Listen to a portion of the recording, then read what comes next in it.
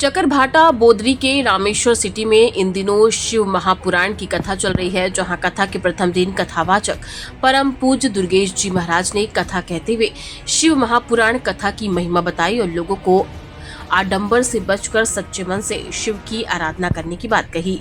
उन्होंने अपने श्री वचनों से कथा कहते हुए कहा कि शिव पुराण केवल सुनने में कुछ नहीं होगा, इसे अपने दैनिक जीवन में भी लोगों को उतारना होगा।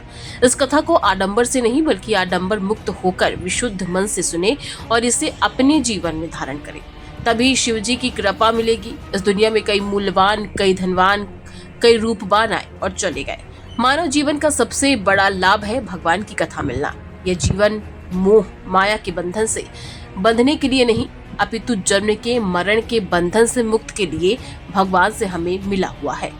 बिलासपुर से ललित गोपाल की रिपोर्ट। समागम हरि कथा तुलसी दुर्लभ होय, सुत दारा और लक्ष्मी पापी के भी होय।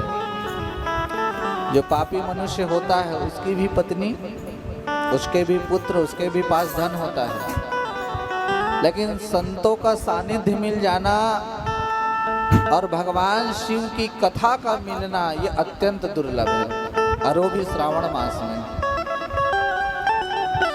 आप लोगों से एक सच्ची बात हम कहें, कुछ वर्ष पहले भगवान शिव जी के जितने भक्त हैं उनको थोड़ा उनके हृदय में क्षति पहुंचा था, क्योंकि सब बड़े उत्साहित थे कि यहाँ कथा होगी, लेकिन किसी कारणवश नहीं हो पाया।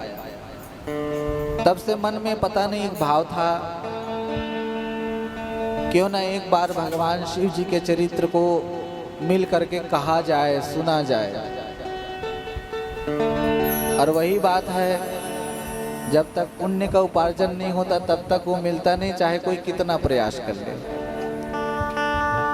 यहाँ पे हमारे बहुत सारे मित्रजन बैठे हैं, बंधुजन बैठे हैं। कई बार हम लोग चर्चा इस बात की करते थे कि क्यों ना एक कार्यक्रम किया जाए, और हम ये नहीं कहते थे कि हम ही कथावाचक बने, हम तो ये कहते थे कि किसी अच्छे विद्वान पुरुष को लावें और उसके मुख से सुने।